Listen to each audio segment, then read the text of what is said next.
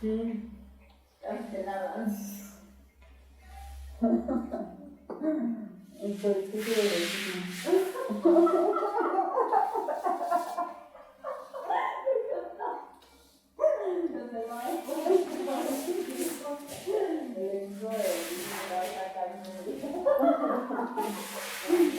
No, sí, no.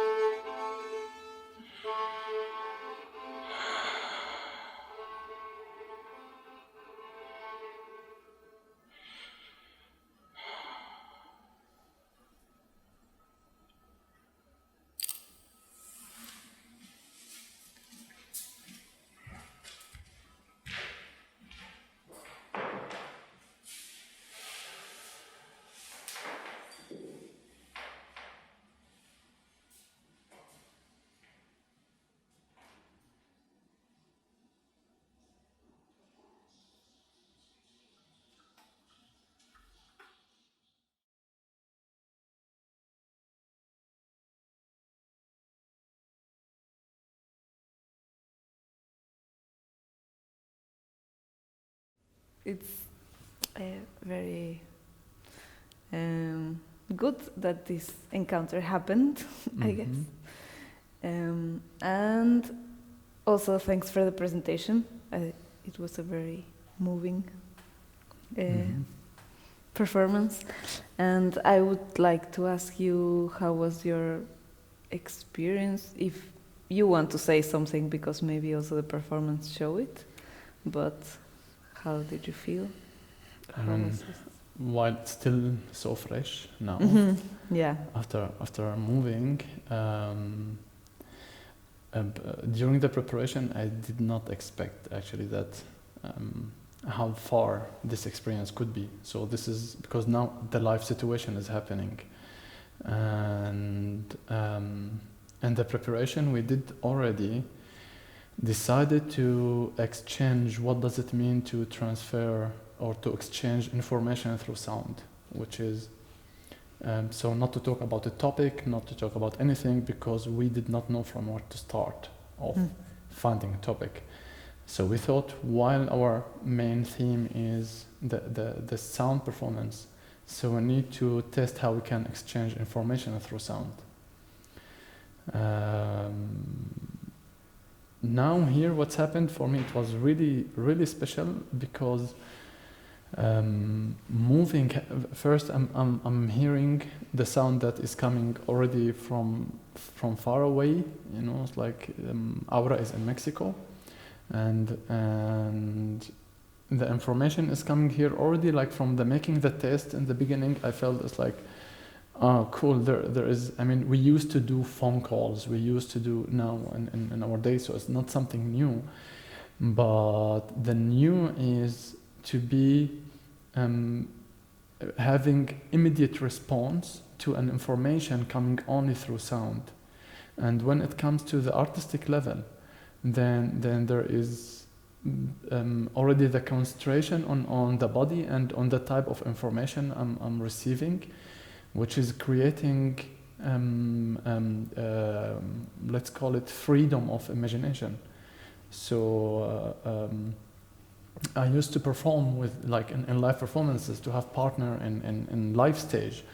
Maximum we use now, maybe, especially in this Corona time, maybe to have some video calls and also to exchange some movements and classes, but still we use many different layers of, or minimum we use the sound and the visuals at the same time. Here there is only the sound, and there is this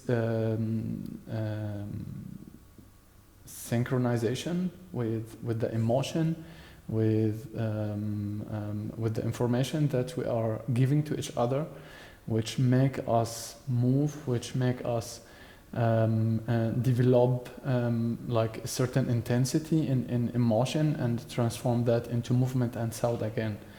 So for me, it's very intense experience, very special one.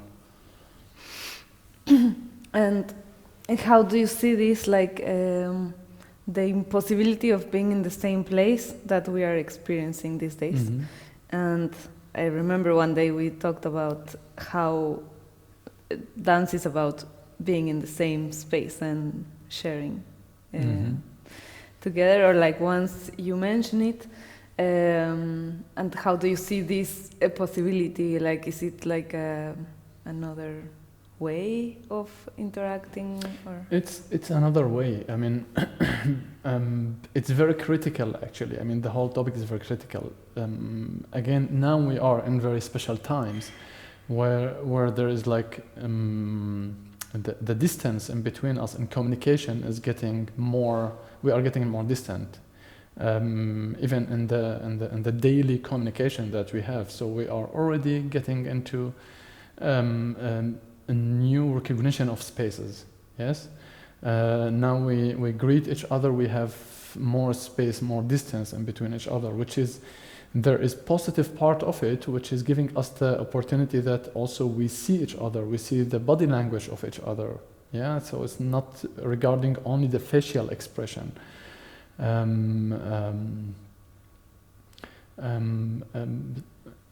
now with this project, especially, I mean, in dance we do create spaces. even being on one stage sometimes doesn't have to be that we are on the same space. And this is the special thing about performing, about dancing especially, that dancers can create spaces and can manipulate these spaces. So I can, through movement and through the intensity of the movement, I can create an imagination for the viewer of what does this space, where am I moving, what is affecting me, what is moving me, and this is kind of knowledge we are used to work with. And also we used to work with audio and sound, and to exchange that.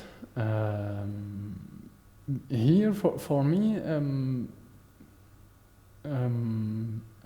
Aura is me and Aura, we are performing together, we are partners, and we are actually, our performance is based on improvisation. For sure we have set our kind of, I don't want to call it dramaturgy, but I would call it score for the movement, for the performance, but we did not limit it at all. So we kept also the possibility to surprise each other. So we were really inside the sound of each other.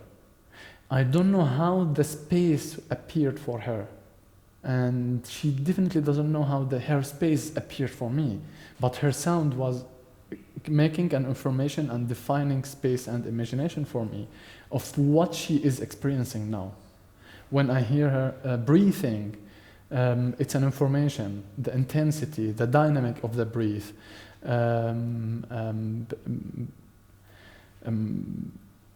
I think we have so many possibilities with our sensories, how we can work with it and how far we can go with that.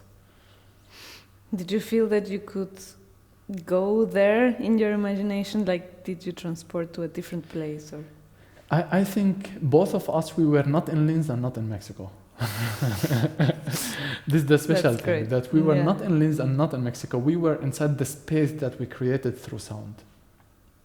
Sometimes we were inside, maybe, this is my imagination, but sometimes we were inside the room, sometimes we were in street running, sometimes we were in open air area and with very uncomfortable situation. And we were in many different, we were traveling actually through sound. This is a great image, because actually you started working with the sounds of the environment, of your different environments, no? Yes. So somehow, by this exercise of exchanging sounds, you invited the other to your own environment and could maybe exercise this is the funny thing about it, because at the first time we talked to each other, it's like, yeah, what shall we do? Okay, let's record. We have no plan, let's just record something. So I just press recording on my phone and I let it and I do something. Then I'm walking in the street in Linz, then I'm recording something. Then I see two people in the street talking to each other, having kind of intense like communication. Then I'm passing through, getting closer and recording something, just to have this environment, this kind of expression through sound. And also Aura, she did the same. She was recording in a market in Mexico, and like this traditional markets where there's a lot of people and this traditional music and very loud live, it's like so many informations. She had recorded something in wood. She was walking and also recording the sound from there. So we decided, okay, let's try to put this together. And it immediately created something. It's different environments, but there is always a possibility to integrate these environments with each other. There is a sense of, which is the sense of our sense actually, of how we perceive surrounding. And here we can all understand and feel. That's why we called it like e-motion merging. It's like the motion, the movement. That movement and sound are highly expressive values for us, and they are related to emotions. So that's what makes it again understandable for us. Great. So it was a hybrid of many places. I think. Yes. Yeah. Uh-huh. So to end, I just would like to ask you, how do you see this process in relation to your work in general? How do you place this improvising practice, or how is it for you? Yeah, I mean, this is an improvisation performance. Because we did not define movements, we defined situations. We defined, a score, a state of emotion, let's call it. So basically, we talked about how we people we use our body to express, and how our expressivity is different within the space, within the surrounding that we are. So basically, when I'm sitting when I'm with a friend, with a closer friend, and sitting together and having a talk together, an intimate situation, we create kind of certain space that define both of us, and defined by the topic, where our emotions comes together into this space. When we are in public and there is more people, the presentation of ourselves is different. The way how we present ourselves when we are in a bar or in a public, the energy we have in our bodies, the expressive value, the intensity and the muscles become much higher, because our voice, our language become louder, which is to say, I'm here, so it's the way how we present ourselves. When we go home and close the door, it's completely different. The space is inside us. The space is not outside anymore. So if we come into this interaction within ourselves, so the environment has much less effect on us. So we stated the sound stages on this. So we defined there is one situation when we are in intimate situation, both. This is the emotion that gather us together. Then both of us, we are in public space. So how this gather us also together within the space, how our communication is different. Other one, we are individually in different spaces, maybe in a closed and So those are the steps that we took to. Okay, and in your practice as a dancer, do you see related this process? How do you normally work? It's very related. Yeah. Yeah. Okay. In dance practice, you can relate. All the topics that concern the body, yes, and the emotion. And we used to integrate so many ways and discover and look and search for new ways of expressions. Great. Cool. Thank you very much. Thank you very much. Cuéntanos sobre tu proceso y la forma en la que articularon tú y Summer esta pieza. Pues en realidad comenzamos por platicar un poco, conocernos, encontrar las primeras coincidencias y a partir de eso él me propuso que grabáramos nuestros entornos cotidianos, ¿no? Sin poner demasiada atención en lo que grabábamos, que no fuera demasiado intencional.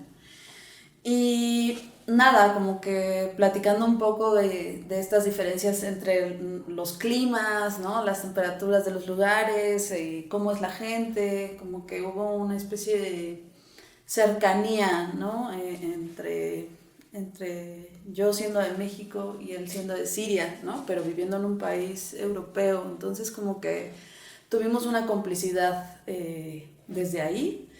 Y pues eso, yo me di a la tarea de salir a diferentes contextos en donde habito y mandarle estos paisajes sonoros, ¿no? Y a partir de eso, lo que él hizo fue construir entre lo que él me mandó a mí y yo a él, una sola pieza que nos iba a servir de partitura del movimiento para nuestro encuentro. Y después de eso ya teníamos como otros elementos que sabíamos que íbamos a utilizar, pero que no necesariamente teníamos marcados puntualmente, ¿no? Cómo iba a suceder. En relación, digamos, a esta primera idea y lo que resultó de esta experiencia reciente,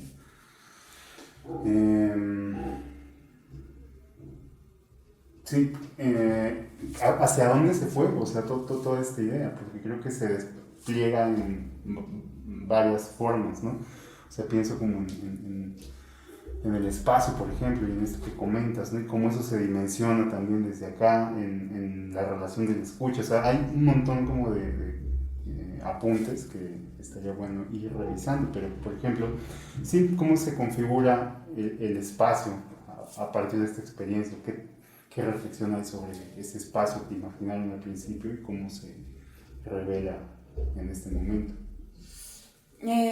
Bueno, había también algo que habíamos platicado, es que construíamos un poco del exterior y de esa como diversidad de paisajes entre los suyos y los míos, terminábamos en este espacio interior, ¿no? Como que él entra a su casa, que es como el último track que utilizó, y empieza a cantar, ¿no? Y empieza a respirar. Entonces, como todo este paisaje sonoro tan tremendo y ruidoso de la calle, del mercado, incluso una cena con una amiga, se vuelve un espacio íntimo, ¿no? Y me pareció también interesante que pudiéramos hacerlo desde mi propio espacio, ¿no? Porque entonces también como que pude conectarme con él desde esta intimidad, ¿no? Un poco eso siento que participó de lo que teníamos pensado, y después se desbordó a lo inesperado, ¿no? ¿Cómo es que decidiste utilizar todos estos elementos? Pues habíamos platicado de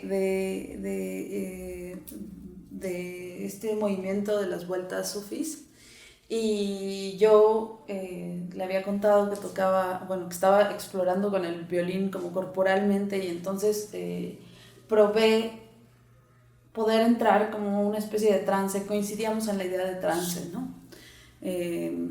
O de esta libertad en el movimiento y también esta espiritualidad. Entonces para mí fue como un punto de encuentro con él, y decidí probar si podía dar las vueltas tocando, ¿no? Como dejándome influir un poco por el movimiento más que por el sonido, ¿no? Por el accidente y por digamos, la acción misma, ¿no?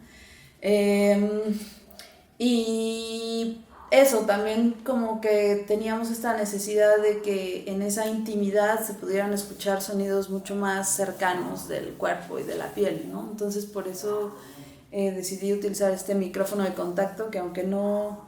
eso era bastante sutil lo que sucedía en términos de la piel, sí daba una textura, ¿no? Como también del espacio, podía ahí como extender un poco el espacio, la textura, ¿no? Para podérsela ofrecer a Summer sonoramente. Y eso, pues en realidad también la idea es que sí queríamos remitir a este soundtrack, porque creo que fue parte del proceso y no había otra manera de traer estos universos tan distintos, y también como de esta voluntad de querer coincidir con alguien tan distante y tan desconocido, ¿no? Pero a la vez, pues, un artista, ¿no? Que está en las mismas condiciones, viviendo el mismo contexto de pandemia que yo, ¿no? Entonces, creo que eso eso era como para nosotros una invocación de este llamado de dos voluntades queriendo coincidir, ¿no? Y encontrarse. Y nada, pues simplemente era este poder también transitar por esos sonidos en el espacio, que para él fuera también este estímulo sonoro que por supuesto conocía, pero poder generar esta relación, ¿no? Como de movimiento para él, ¿no? Para que le diera también referencia de lo que yo estaba haciendo en el espacio, ¿no? Me gusta esta idea de corporizar, la corporeidad, digamos, desde los objetos hasta la voz, pero hasta también la escucha del otro. O sea, esto que comentas me hace pensar como en esa posibilidad de corporizar al otro sin que esté presente, ¿no? Y eso es como un elemento muy, muy claro de toda esta experiencia, al menos para mí como espectador. ¿Tú qué opinas al respecto? Sí, pues yo creo que, bueno, obviamente nunca había vivido una experiencia así. Es muy potente solo escuchar al otro, ¿no? O sea, como que